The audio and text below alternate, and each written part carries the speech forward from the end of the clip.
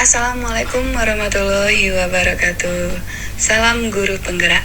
Perkenalkan, saya Rahma Irianti. Saya merupakan guru di SMA Negeri 8 Palembang.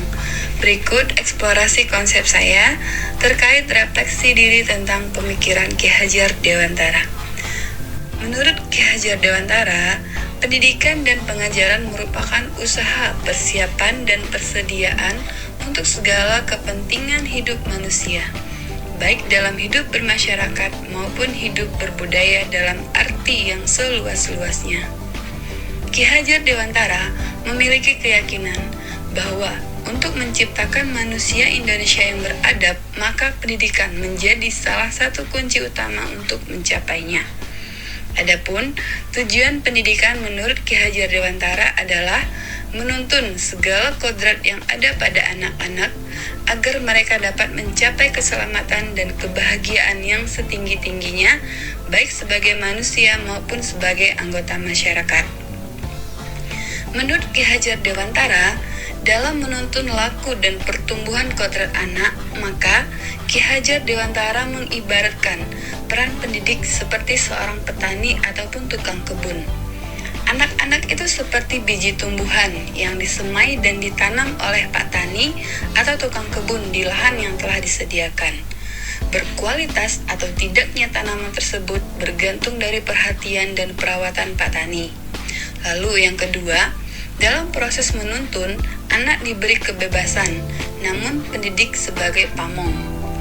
Lalu yang ketiga, pendidik untuk tetap terbuka, namun tetap waspada terhadap perubahan-perubahan yang ada.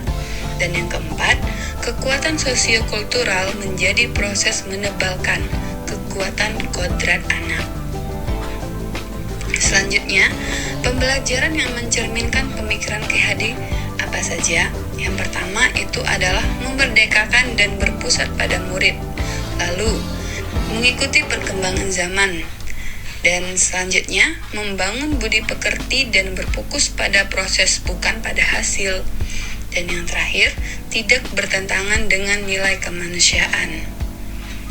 Adapun 3 trilogi pendidikan menurut Ki Hajar Dewantara. Yang pertama, Ing Ngarso Sung Tulodo. Artinya, peran seorang guru ketika di depan harus memberi teladan bagi muridnya. Lalu yang kedua, Ing Ngarso Mangun Korso.